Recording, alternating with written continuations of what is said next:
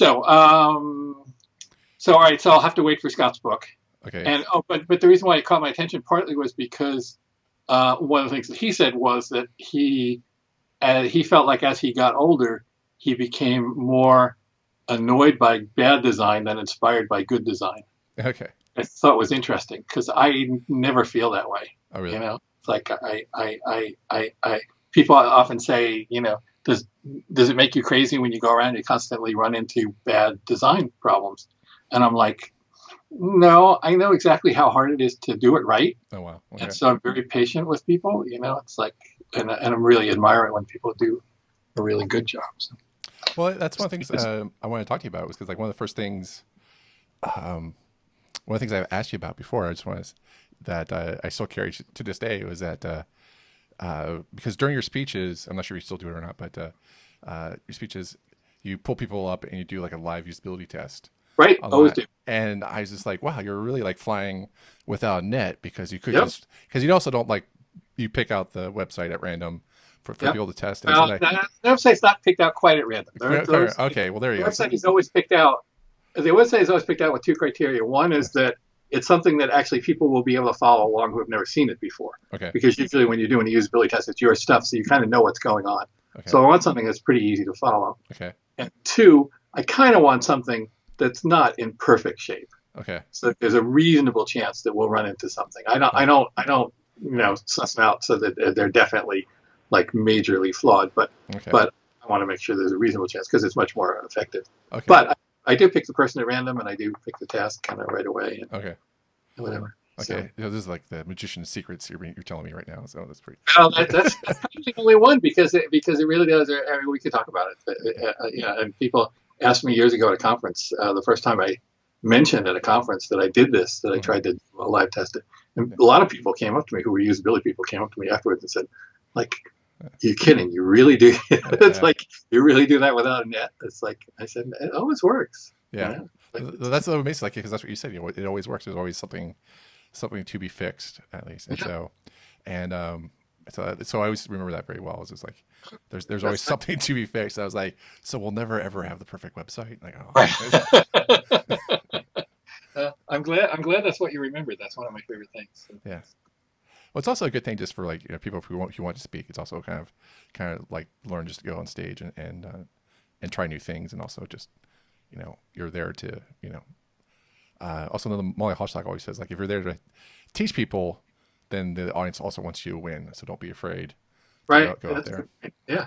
So yeah. Just I love Ask Me Anything. It's best actually. Yeah. I learn. I always learn when people ask me questions. I always learn to figure something out.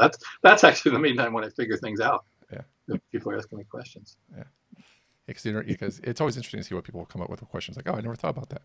Right. And then the trick that Molly also taught me is just but there's the people, the collective intelligence of the people sitting watching you talk is bigger than the person standing on stage talking to them, and that it's okay to ask the crowd if there's a question you can't answer, if anyone has an answer to that. So yeah, I would approach that from I learned many years ago that it's perfectly okay, and in fact very important to say I just don't know. Yeah.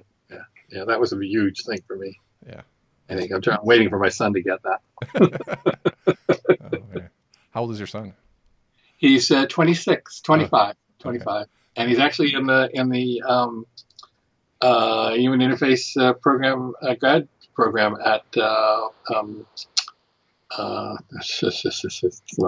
Bentley here in Boston this year. Right. So cool. That's awesome. Yeah. What's his name? Harry. Yeah. Cool. Yeah. Well, 20s, like you know everything. I think you heard that from the teenage years. I don't think I learned that one until I was like 34. Yeah. Cool. Yeah, I guess we could get started if you want. Yeah, sure. Yeah, absolutely. Well, thank you, Steve. How is the two things? One, the proportions on my video. Do you want me to switch that to 3:2 or something? It's kind of it's fine where it was. If you want to test around, if you want to like. No, I wouldn't mess with it if we don't have to. And the other is The audio, I have a Sennheiser Madonna mic, Hmm. which will completely isolate from the audio, but I think it's probably pretty well isolated now. Yeah, it's fine. Yeah, this is actually a pretty good connection right now. I mean, Yeah. No, at least it's a webcam that I use, external webcam, okay. but it has a great microphone in it. So Okay, awesome. Well, if there's an issue, I'll let you know. okay, But good. yeah, so far so good. I know with Google Hangouts, it's I do want headphones because the Google tries to do so many things on its own to make sure things are great that it actually kind Right. of kills itself in the process. Don't do And me any favors. Right. yeah, so it's like you're being too smart. It's Yeah. not very good. I rate Hangouts. I rate GoToMeeting at like a 10 or 11, Hmm. and WebEx is a 9 or a 10, and then um, Skype is about a 6, and Google Hangouts is like a -2. There was a period of time, like 4 years Right. ago, like I could not have a meeting with someone without it being a Google Hangout. You know, Yeah. I used to have to fight really hard because I hated it. yeah, Yeah. yeah, and I didn't, and I'm not a big Google Calendar person, Yeah. and so that too. So I was just like, I had to learn Google Hangouts, and then we had to do, and then one year we decided to go to conferences that we would never ever go to, just to learn new things and see how people, one like it's a kind of business thing where like learn how people run conferences, but also learn things that we'd never learned before and like Uh, new ideas. So we actually went to the YouTube conference for YouTubers in LA, and it just floored me. One, there's like so many tweens, and people using YouTube. really? It really amazed me. Yeah. And then so and then that just it kind of forced me like this YouTube. These kids will never know. I've grown up without commercials Right. in a traditional sense. Now they have YouTube Yeah. commercials, but they've never like the 2 minute block, 3 minute blocker commercials. Yep. That's a problem. Yep. And then they all have great hair. It's all like perfection hair. I was like ready to be on camera at a moment's notice. And then there's people who are TV stars that we know of, like TV or movie stars, would kill to have the fan base that some YouTube Yeah. stars have. And I was just like, I walking down the hall, and all of a sudden people would be screaming. There'd be a wave of tweens screaming Really. for these stars that he saw in the hallway, in the conference hallway. And I was just flummoxed. It was like I learned a lot by just going to that conference. Yeah. And That's a great idea to go to conferences you don't go to, though.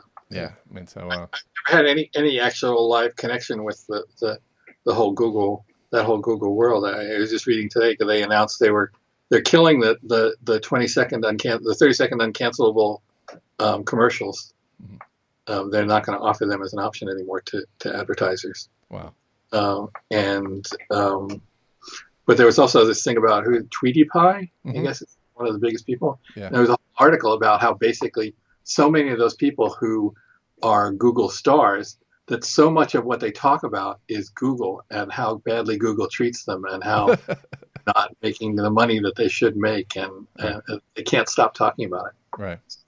Well, then it's also Facebook is making inroads into video, but they don't have the ad platform that Google does for videos. So basically, they were talking about how like Facebook just basically kind of steals, air quotes, their videos and puts it on Facebook's platform, and therefore a video that would get like that gets millions of hits on Facebook, they don't see one dime of it. Really, Wherever if it's a video on YouTube. YouTube, yeah. So There, it's there's just too much to keep up with. There's way too much to keep up with. yeah. You know. Yeah, so it was really weird. And then it was also weird. Just I don't know if you want to talk about YouTube conferences or not, but it was just weird to see how they consider what is a workshop and what you learn from a workshop and what our web industry traditionally considers a workshop. And Yeah. I think I learned more from web workshops than so. But the thing I learned, like I was researching for this interview and how you said like let's talk. We can talk about it right now, but it's just that Yeah. there's no the quote that you have is like there are a few absolute truths in UX design, Yeah. and then it's a great quote. So I would like to know what few absolute truths there are. That'd be great. But just so I know. But you also mentioned like it depends, and how like everyone Right. just says like, oh, it depends. Right. And for YouTube, it's for people who want to also be YouTube stars, and I think Ari, my partner, mentions also is that I think a lot of kids who watch YouTube stars see that Yeah. they can make a career just by being a YouTube star now, which is totally true. Be what you want to be, but I feel like Right. they think they can document everything about their lives and post online, and therefore they'll be YouTube stars. And I just feel like that's not going to be possible for a lot of people because just because if you don't live in I don't know, if you're not living in an interesting town, doing interesting things, maybe that's not going Right. to be a thing to do. But They're I don't want to tell someone that their dreams are dead. But Yeah, there are probably massive numbers of them doing it, I would yeah, imagine. But but yeah, never go there. So, all um, right. but yeah, but yeah. But yeah, but I'd say like it depends. And so the thing about YouTube, like I was going to finish this one thought, Yeah. No, but please.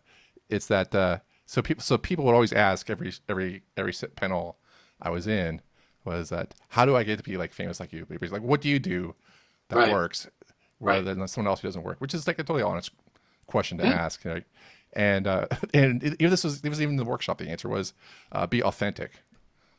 Right. I was like, okay, Right. what does that mean? Like, well, you have to Right. be like true to yourself. Like, well, there's hard work to do what you do, and you can just talk about the hard work, and no one's going to begrudge you, but no one wants to talk about the hard work. Not But when you're 20. Not yeah, when you're in your 20s. No. yeah, No, that's for sure. Yeah. Yeah. It's probably my favorite old joke is in Hollywood. The most important thing is sincerity. If you can fake that, you're golden. that's awesome. Yeah, that's a great quote. Cool, awesome. Well, I guess we can start I'm talking. sorry. I don't mean to rush you, but I feel like you're getting behind. Oh no, no, this is All right. great. Yeah, no, this is awesome. Yeah, so, um, but yeah, thank you, Steve, for being on the show today. Really appreciate it. And um, so you're the author I of always find that interesting when that happens. By the way, when I oh listen to NPR and whatever, yeah when the host says thank you for being on the show, and then the guest says some variant of thank you for asking me or yeah whatever. I sort of think if I was ever on with what's her face Terry Gross, I wouldn't say thank you for asking me. I'd say I wanted to do this my whole life. yeah. I think yeah, Stephen Colbert when he was starting out his show in I think 2005. I remember this because I was doing my grad paper at the time and fiercely writing it with all by myself in the office. And so I listened to NPR and so he actually had the joke about like, he actually used that 15 seconds of like thanking him and he actually had a really great. I forget what he said, but it was like actually he made a joke about, oh, what should I say? I don't know. It's like, and so he did a really great. He landed that very well. I can imagine. Yeah. Yeah. Yeah. So anyway, so yes, thank you for asking. Yeah. It's a pleasure to be here. Yeah. So you're the author of Don't Make Me Think, which Mhm. is undergone three revisions now, and then also Rocket Surgery Made Easy, Yep. which is sort of like if I paraphrase it, just let me know if I'm paraphrasing right. How to do usability tests. Is that right? Yep. It's a little how-to guide. Mhm. Yep. And then the third edition, it has more of an update, more geared towards mobile. I added a chapter on mobile Yeah. because that was what people were asking me about, and also it's what people are doing now. Right. And so in there you have a little, I think a screed, I guess also, if I may, I don't know if that's too harsh of a word, but about mobile first and about you don't like it, about people designing for mobile first, in the sense that mobile first is that people design things for people mobile on the go is, I think you had described it's like, and then and it turns out that people actually use their smart devices for everything and not just, for things that they would do on the go or people would assume for on the go. Is that? Yeah. Well, except that I wouldn't care. There are any number of things that I can be accused of screening about, Okay, sorry. but I think that happens not to be one of them. I think there I was more trying to convey Okay. what Luke W. says. I mean, Luke W. invented mobile first, invented the whole idea of mobile first, and then it turns out, as he made so clear, the point that you just made, which is that while mobile first is very important, you shouldn't assume that even if you're designing on a mobile device, that means the person's going to be holding it out in front of them walking down the street. That people will use these mobile devices sitting on their couch as much as they'll use them walking around outside. So mobile first more means you've got a limited amount of space, and you've got to fit in whatever functionality you can in that much more limited amount of space than a desktop. And so mobile first is sort of the idea that you should be very careful and think it through about what really is the most essential about the thing that you're building, and build that in first. And then if you have more room on the desktop or wherever, then add in additional functionality, but sort of to hone down to the core functionality. Right. But yeah, the point that you made is something that people do get misled by. They think that mobile first means, everybody's only going to be using these things while they're on the go, and it ain't true. But Luke, if anybody wants to know about mobile, I had a chapter on mobile. If anybody really wants to know about mobile, they should subscribe to anything that Luke W. does, because he's really the best source of wisdom about how to design for mobile. Yeah, definitely agree. I love his tweets, especially with his graphics about his graphics are so good. Yeah, his graphic style is excellent. Yeah, yes. I think they're painfully good. I feel like they are. They really are. I've looked at them many times and thought, is there anything I can learn from that? Can I do stuff that's like that? And the problem is that they're a lot of work. Yeah. That's what I learned by looking at them and thinking about. I think he worked really hard on this one. He knew exactly what he wanted to say, and he worked hard on getting it right. So, but it is a great style. He evolved a great style. It's one of the few people who have. Right. Okay, well, we're talking about mobile some more, and can you get your thoughts about you talked about mobile first, and then you also went on to talk about in the book about responsive web design, and and if did I say this correct? You think that hurts websites on mobile? Well, I think it hurts larger websites. I sort of, and this I don't remember honestly what's in the chapter in the book, because that was 3 years ago. Okay, I could go back and look at it, but I talk about it from time to time, and I try not to get too screedy about it, because I have pretty strong feelings about it, which is that I felt like before mobile came along, we had sort of figured out pretty well how to do websites, how to do, reasonable sized screen websites. That we had sort of templates evolved for different types of websites, and a lot of conventions that worked really well for how to present information and how to do information architecture and whatever. And then when people started, and partly it was mobile first, partly people, because of responsive design, which is a great idea, that you should be able to sort of design once and with some modifications have that same thing work for different size screens. It's really just about screen size. It's not about whether the thing is mobile or not. It's just about screen size. For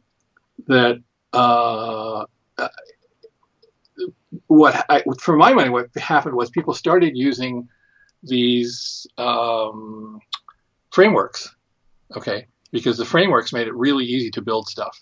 The frameworks had responsive design built into them. Okay. So you could basically just plug your stuff into a framework, and it would automatically create it at different sizes for you, and it'd be fully responsive and whatever.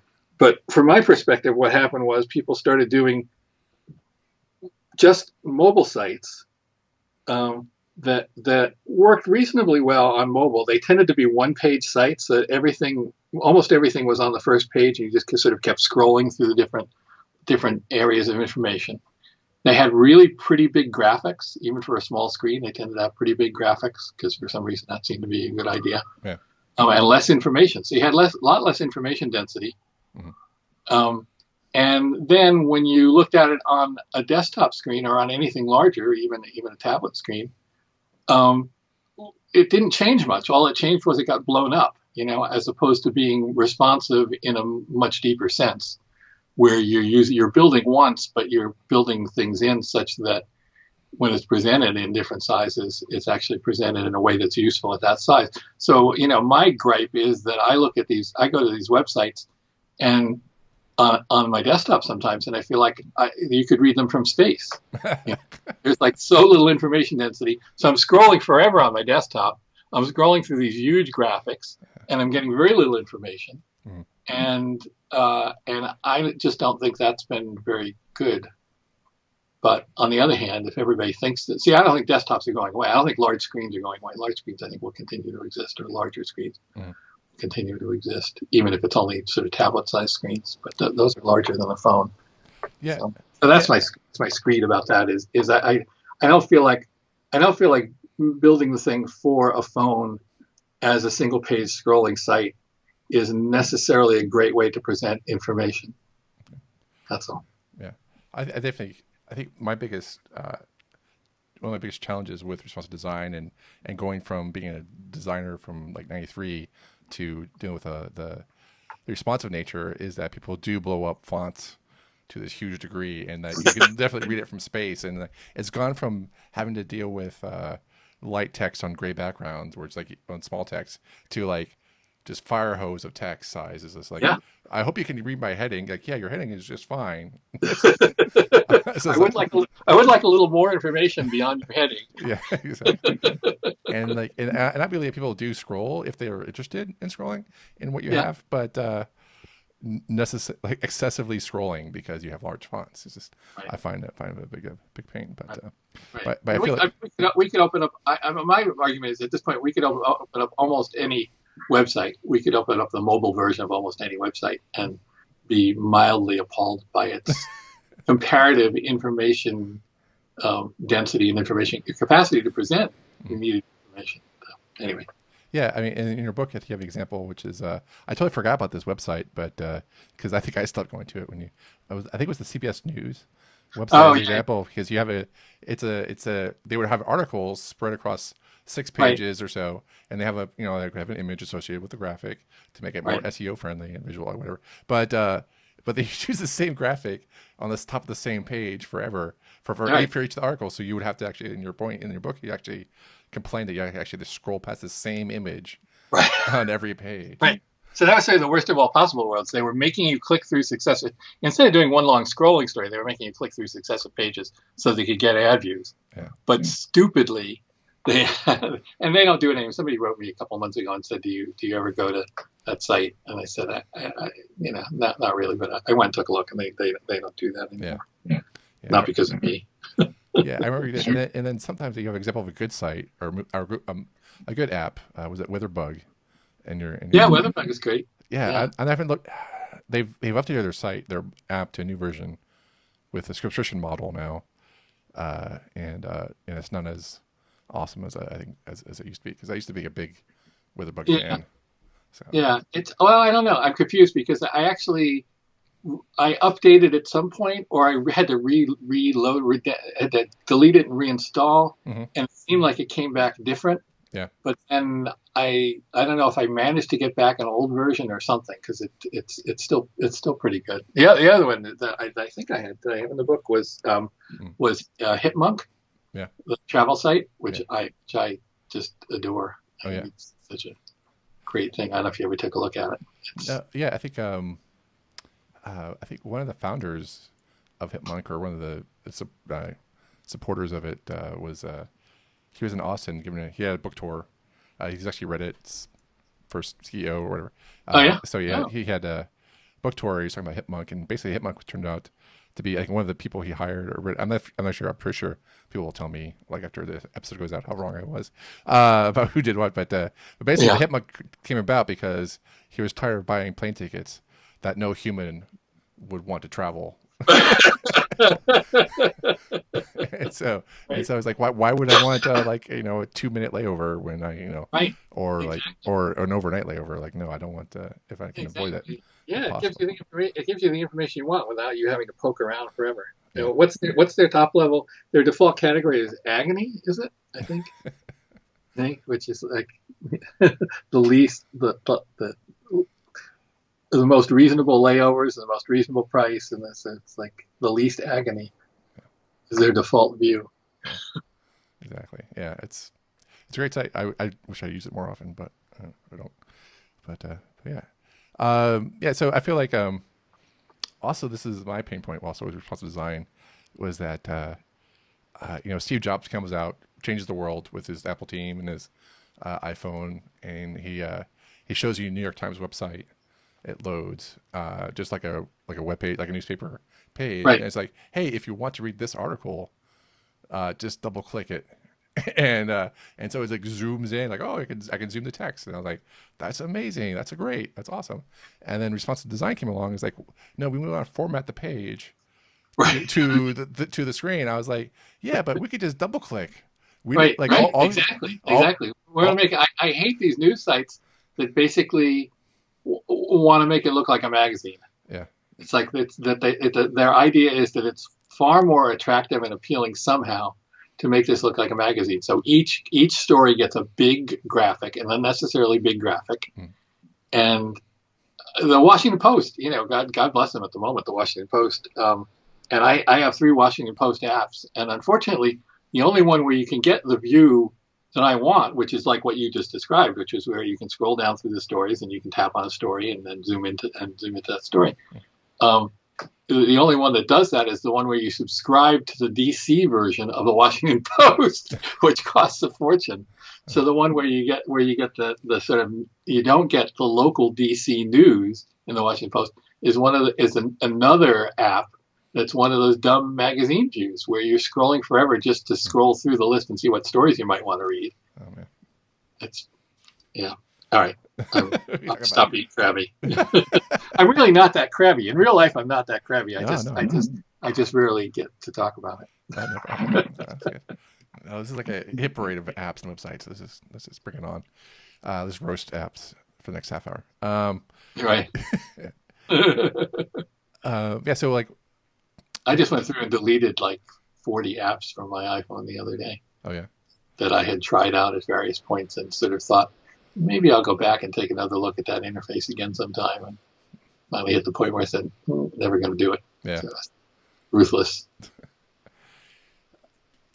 So we talked about like I love your books because you talk about because you break down usability tests and you make them sound so easy to do, which they are because They are. because you do them while you're speaking in front of hundreds or dozens or thousands of people in your presentations, and so if usability tests are so easy, why do people don't do them as often? Is my question. It's like Right. like why how Well, is it, yeah, it's get caught up in day-to-day working and yeah. Well, and you're right. I always do. If I'm speaking for an hour or more, then I will always do start off with a live usability test. I'll spend like 15, 17 minutes dragging somebody out of the audience, having them try doing some tasks on a usability test. I read my usability test script from the book, and do an abbreviated usability test with them, basically just so that everybody in the audience has sat through a minimal usability test. So my idea of how simple a usability test should be, and hopefully some of them get inspired to think, oh, I could do that. He's not doing anything. I could do that. yeah. And also the other thing is that they work. Every time I do it, they work. That Yeah. people are sitting there in the audience saying, holy crap, we just watched it. He spent 6 minutes using the thing and came across a bunch of what, if it was mine, or serious problems that I would think need to be fixed. So I always do that. I find it very convincing. So why don't people do more of it? Yeah.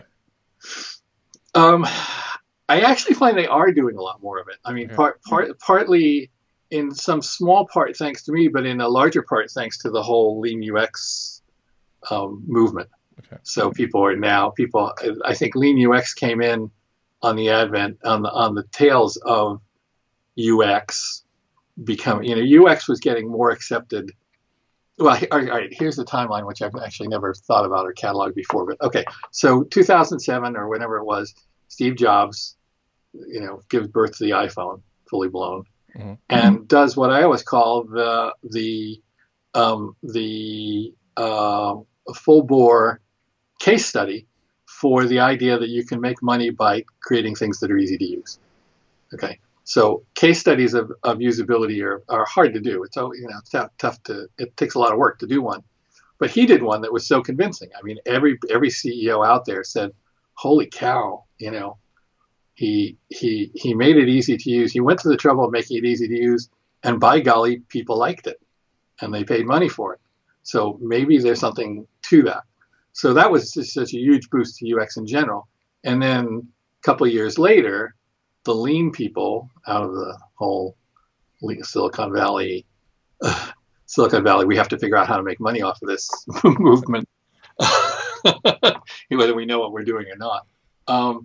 actually had some very smart people uh, who picked up on that and said, okay, so you need to get out of the building. You need to actually do rapid prototyping. You need to have people try use what you're building, even though it didn't, even whether it had anything to do with minimum viable product or not. It basically, the part that was most useful to me was that they basically said, you gotta, you can't just sit around and think that you know how to do this. You've got to be generating something and watching people try and use it, which is usability testing. So that was a huge boon. So I think that as a result of all of that, Mm-hmm.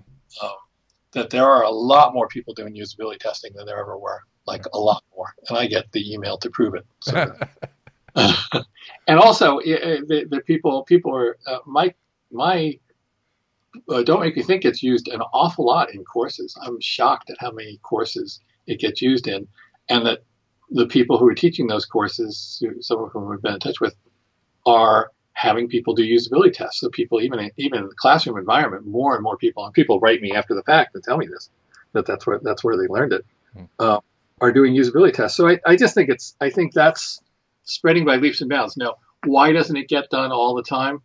Because it requires effort. Original sin, maybe that's the answer. I don't know. It takes work, you know, and even though it's more valued now, and it's much easier to convince your boss that there may be some benefit Mm-hmm. in spending some time with users and having them try using out your prototypes and whatever. It still takes time that people don't necessarily have. I mean, everybody in this business is a day late and a dollar short. It's nobody is anywhere near doing what's on their plate as it stands. So the idea of adding anything more has always been a problem. So usability. Honestly, it's come much further than I would have thought. Years ago, I said that quite confidently, which I shouldn't have because I'm always wrong about the future, that usability was never going to get to be a budget line item in software projects the same way that marketing is, or any of the things that are firm line items. That it might creep up a little bit, but then it would get thrown overboard again at the first sign of recession. And honestly, I think UX and usability now is getting much closer to being a kind of standard line item in any development project. So that's pretty impressive. Yeah. I really didn't think it was going to happen, and I think it was Steve Jobs that did it. Yeah. Basically. Yeah, I totally. You can, and what Everett Dirksen said, you can make a billionaire and a billionaire pretty soon. You're talking real money. So.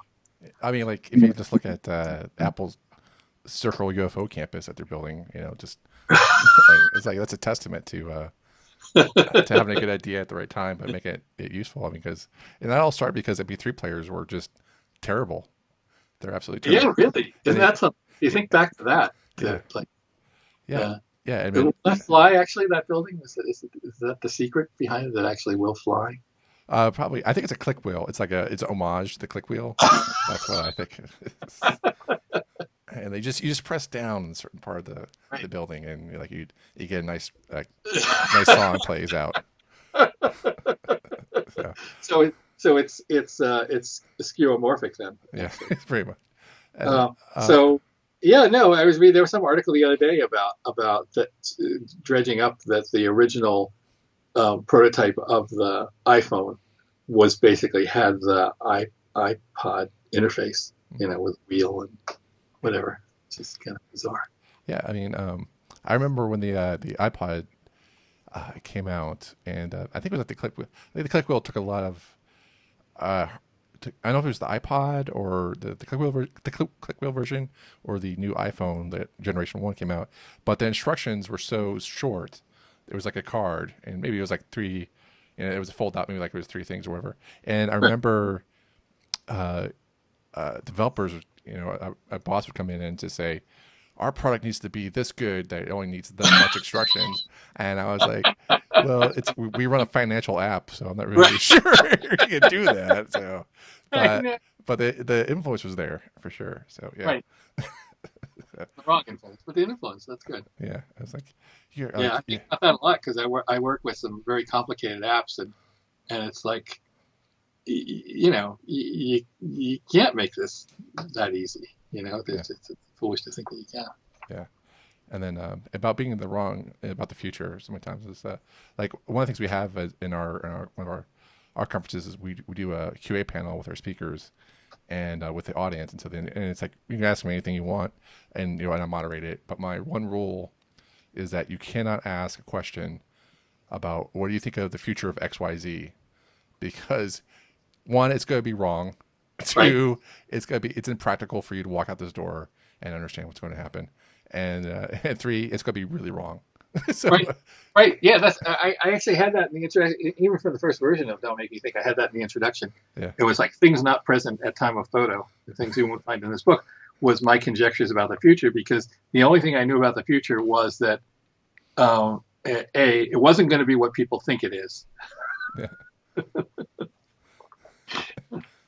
That we were going to be surprised. Whatever turned out to be important was going to be things we were surprised by. yeah, So definitely that. So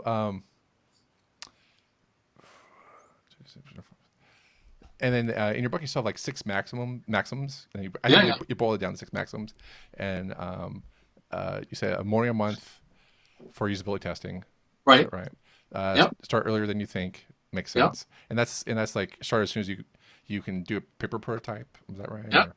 Or a sketch on a napkin. Yeah. Okay, and then um, is it grade on curve? Is that right? Or what's Recruit loosely and grade on a curve, which recruit? is that's the weakest of all maxims. But I could go into that at length. But it's that one was it's sort of, I don't want to talk about politics, but like certain politicians, it doesn't say exactly what it means.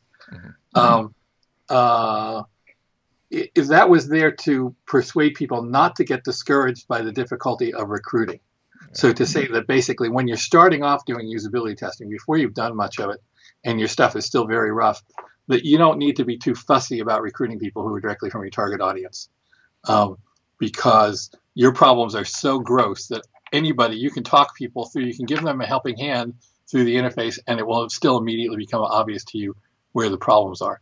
So recruiting can be the hardest part, or it's the most sort of labor-intensive part sometimes for people, especially when you're starting out and you haven't done it before.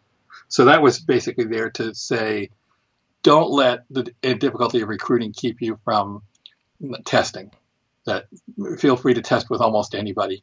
And the grade on a curve was to say, okay, when somebody runs into a problem, if they're not somebody from your target audience, then just ask yourself, did they have this problem because they're not from a target audience, or would people from our target audience probably have had this problem anyway? And it turns out you can answer that question pretty legitimately and easily. Okay. So that's sort of the weak sister of the maxims, and I'm trying to figure out how to revise it if I do another version. Well, I think it's pretty good. I think it's in terms of getting. It's helpful because people do give up because they have a hard time recruiting. Yeah. You asked before, why do people not test more? I think recruiting is probably up there at number one or number two. Right. Yeah, I can definitely see it because I know if you're in San Francisco or New York or a big metropolis, it's probably easy to get people to do usability testing in your demographic, if you will. Yeah. But if you're like not in those type of cities, or it'd be hard to get people to come in. And so, right. And then that's one of the things you mentioned in the book is like you can do remote testing, and you actually talk about remote testing, but you always ask, just make sure you do a couple live usability testings before, and that's the idea, just to get an experience of what testing is. So that you're comfortable with the process, really. I mean, people have discovered that remote testing works fabulously well, that you don't really have to be sitting next to the person for most of these things, and that you can get just about the same results by using screen sharing with somebody and doing a remote test.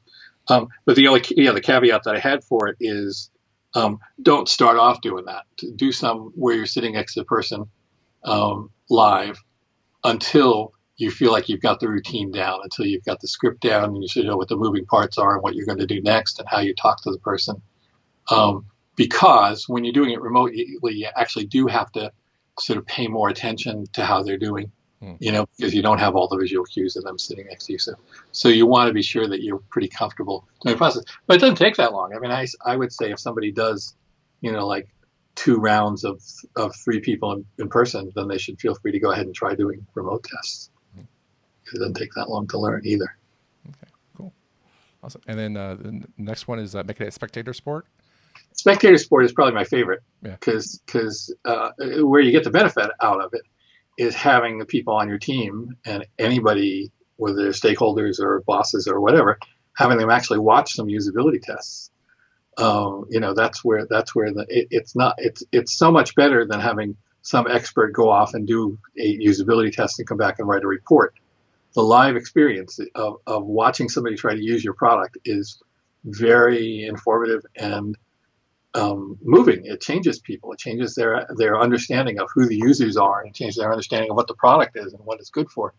So that's like my favorite, is get people to come and watch in person as much as put bodies in the seats. And there are all these other benefits of it, that there's the crosstalk that goes on while people are watching it, and there's other benefits escaping at the moment. But there's other.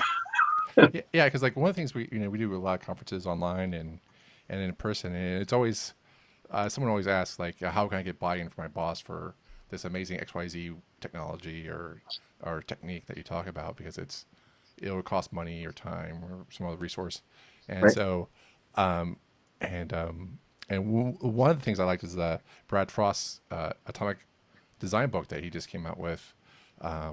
He actually has a whole chapter on trying to get buy-in, because it goes to he goes to it, and basically and what I like about the spectator sport is like, you try to, you get your bosses, you get your colleagues involved, and there's no hiding from the results, right? Like they can say like, oh, we don't have the resources to do X, Y, Z. We don't, I don't want to do it. Whatever they can couch that phrase and however they like. We don't have the resources or time. But when they see like there's something painfully wrong with the site, Right.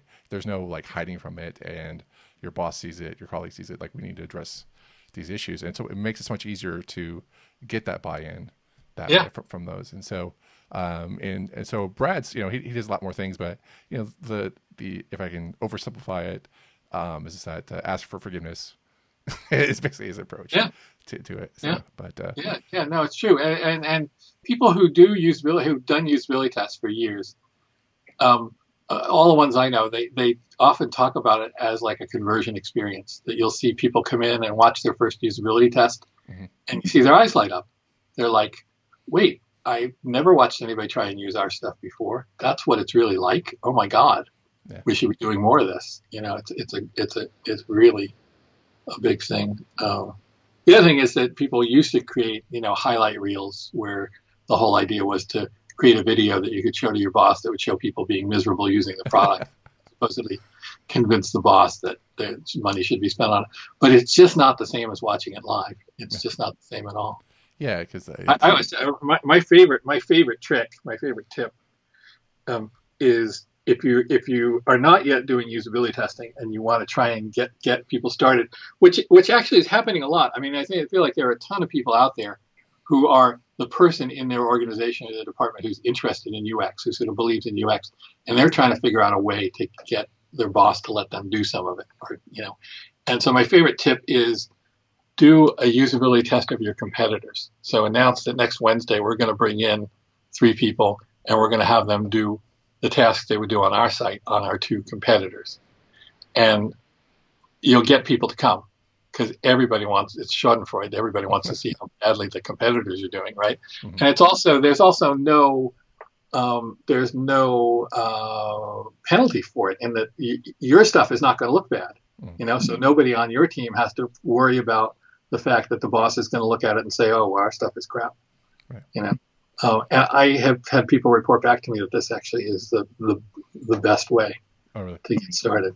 That everybody wants to see how the competitors are doing, because they assume that you're doing okay, and they sort of hope that the competitors are doing really badly. Right. And then you also mentioned to have good snacks. Snacks, yes. I always say, well, and that's part of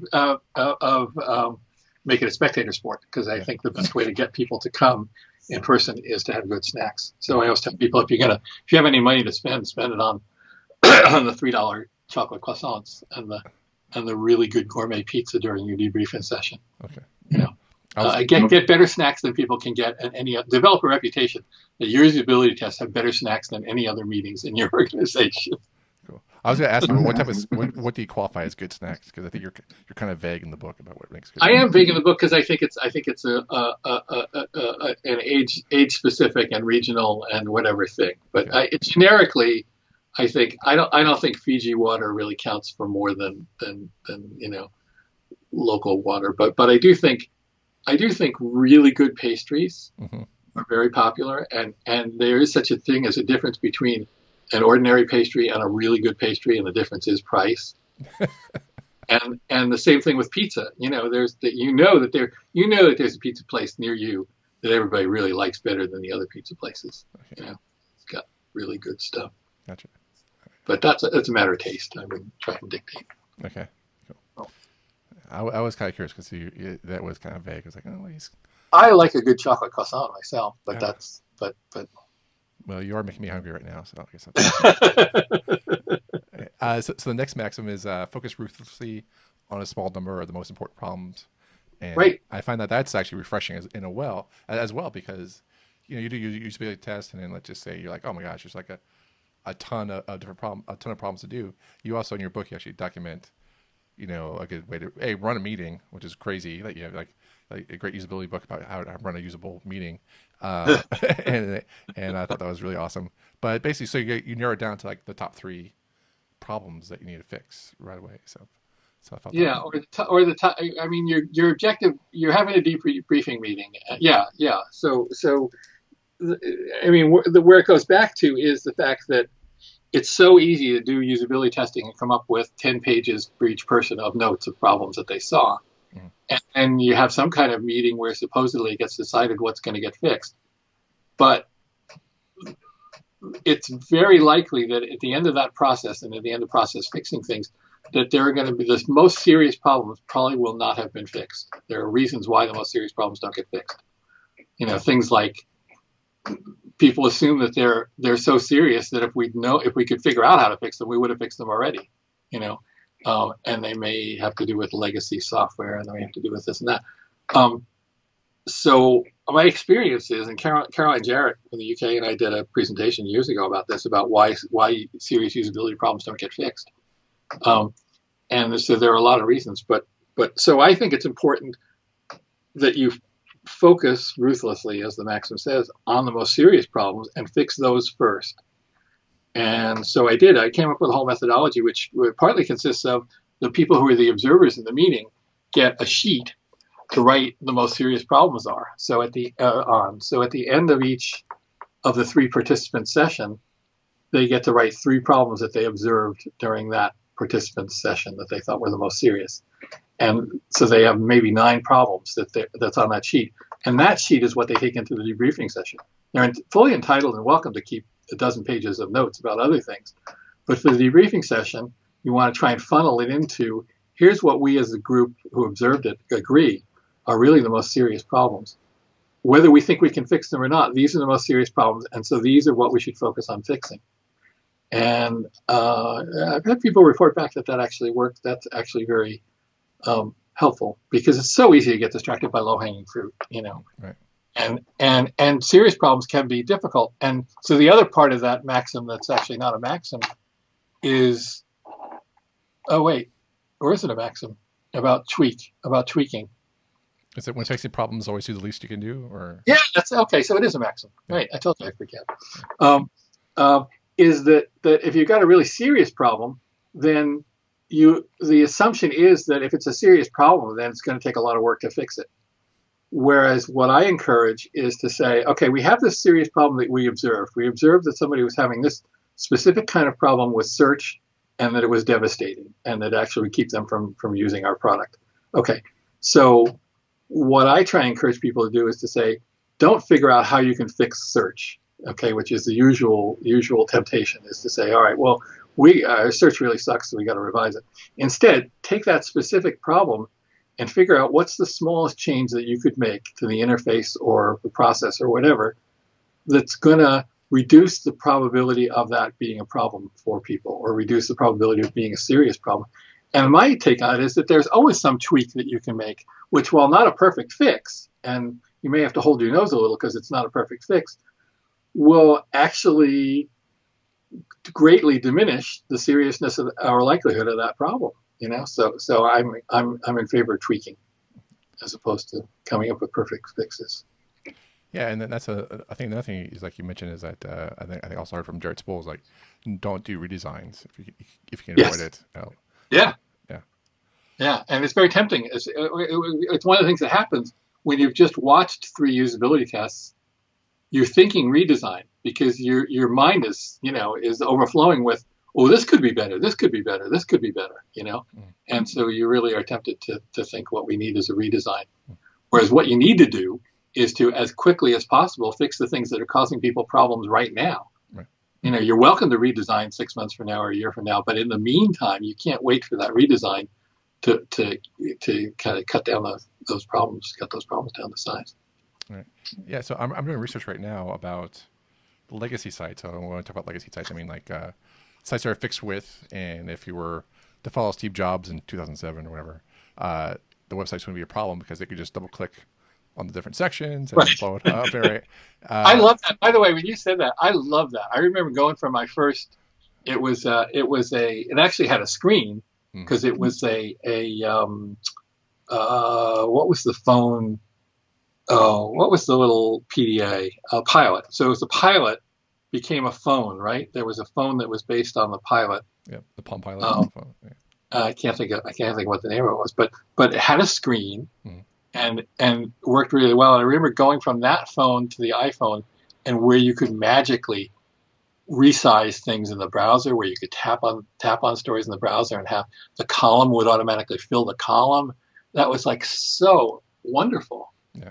So anyway, sorry, but go ahead. No, and I think we're like minds about that because I just felt like when responsive design came along, and I was like, okay, look at this straight. You want me to build 4 websites instead of just one because people can't double tap.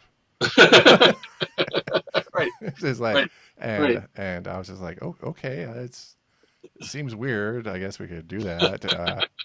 And but yeah, but there's a lot of issues. Like I think I've come around a little bit just in terms of like because it's bringing a lot more focus on content, making sure people have the good content strategy, and doing all sorts of things to focus on that. So it sort of actually makes better websites. I think people just focus on the mobile part of it. But yeah, but at the same time, it's just like what the heck. But yeah, so I'm researching how to convert a legacy website that they don't have the budget or the time to go to responsive design, and so it's kind of calling it retrofitting websites in terms of that. So and basically trying to do like small wins and to make sure people it renders into as many devices as possible without having to do that. And so because I found that to do responsive design, you really have to blow away the legacy sites and actually start from scratch because it is just a pain in the butt to actually retrofit and actually have that be your site. It's great if you don't have the time to do it and to build a web responsive design, but you need to get some quick wins in order to get to fill tablet space and stuff like that too. So, but yeah, I totally. That's where my mind is right these days is trying to talk about that and how to solve those problems for sites that can't generate or like donate a budget for responsive design because redesigns are tough. They're not. They are tough. And if you're going to go back and sort of make it responsive from scratch, then you're probably going to start with a framework, and you're probably going to do the same kind of thing. So. Yeah, and then it's bad. So and then what was the other thing? But yeah, so then and you also talk about mobile testing unit. I forgot what the name of it was, but you just we had someone from MailChimp at a conference and did something kind of similar, but basically just like tie a webcam to a clip onto a device. I forgot the name of it. What you called? Do you remember the name that you called it? I called it. Contraption. It was from. It was. Oh shoot! It was from the movie with Jeff Goldblum and Gina Davis, where he invents a teleporter. It was called. I don't know, it's here in the book. Oh, I'm just blanking. It's a B something. I forgot what it's called.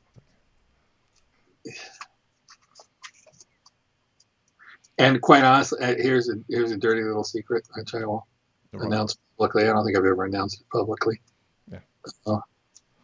It's got to be in. It's got to be in here. Huh. Oh, that's weird. Oh no, it was in the. Oh right, it's in the mobile.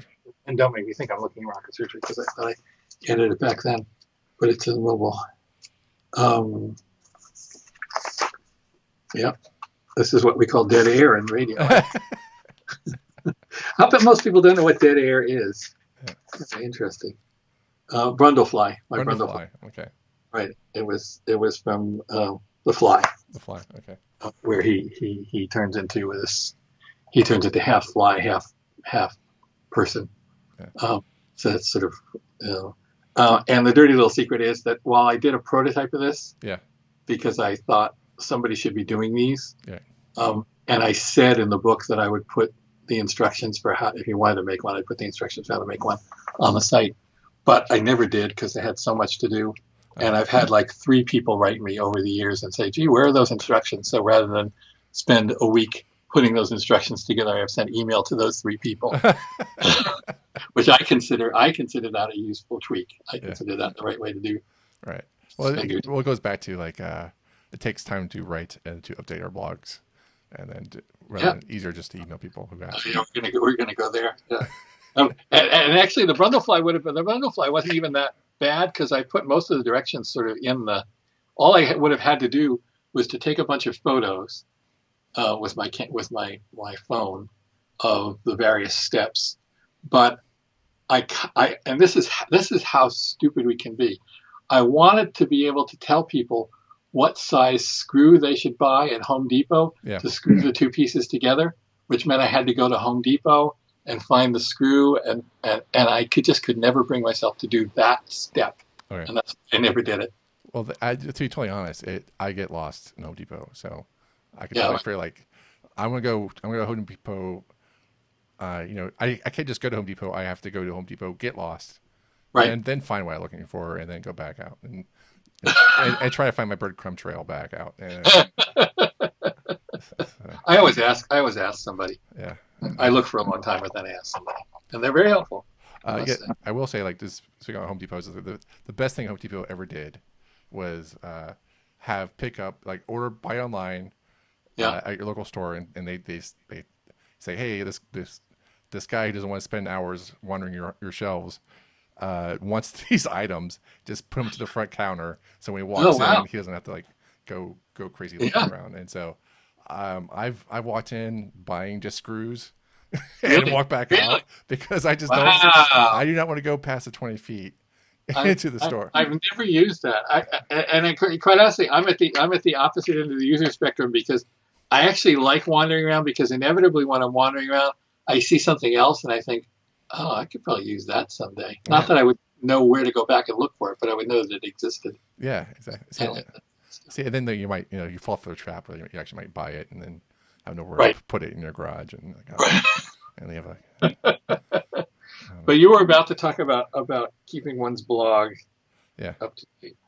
Yeah. Well, I was just mentioned earlier, like we talked about how hard it is to blog and keep a web online presence up to date and stuff like that. So, so it's like, so I have all these blogs, but I get all these blog ideas I want to keep on writing and updating, and so and just push them out there. But it's like, I have to sit down and make sure I don't have any typos, because that submarines your whole like point that you're making, because someone's going to be a grammar Nazi and tell you like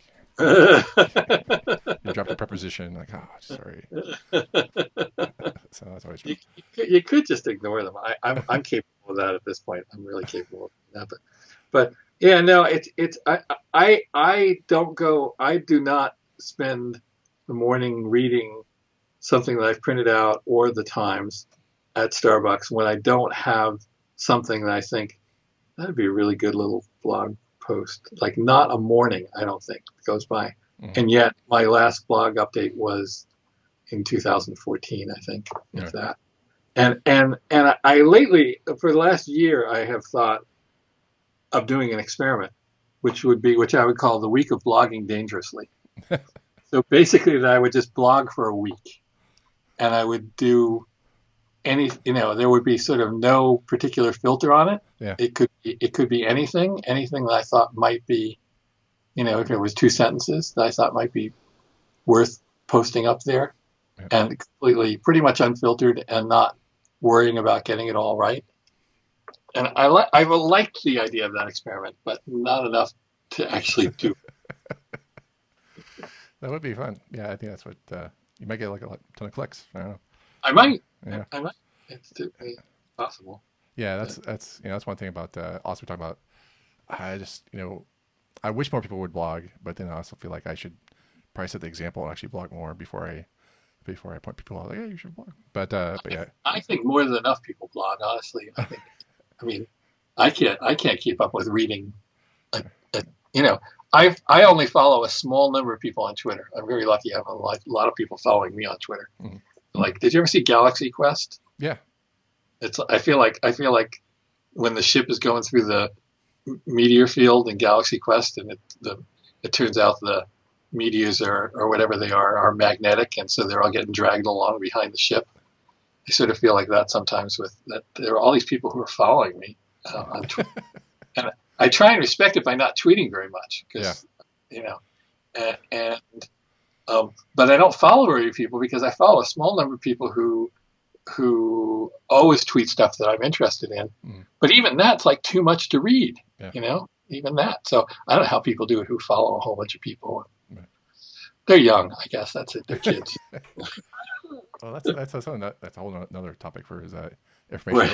information overload. But yeah, Yeah. that's nothing. Like I feel like we talked about this with Simon and St. Laurent from past shows. Is that like I do post things on Twitter and Facebook, but I feel bad because that's Twitter's open, but like Facebook's a walled garden, and that all this content is for it's in their archive. It's you can't really export it out. That I've seen easily. So all this content about what I'm thinking or whether people are coming in on, which used to be back in the day with blogs, people would have their own blogs, WordPress Right. comment systems, and we would just ping ping, and we get notified when people post stuff, and so yeah, there was this era of like personal blogging that was really great, but now it's and people still blog, whatever, but it's not, it wasn't the same as it is now. Yeah. So it's and so that's where I feel like I'm a little ashamed because I feel like I should be back on my site and I should push it out to Facebook and to Twitter as needed. So that's Don't worry about it. okay. You have my imprimatur. Okay. Well, thank you so much. You're absolved. Right.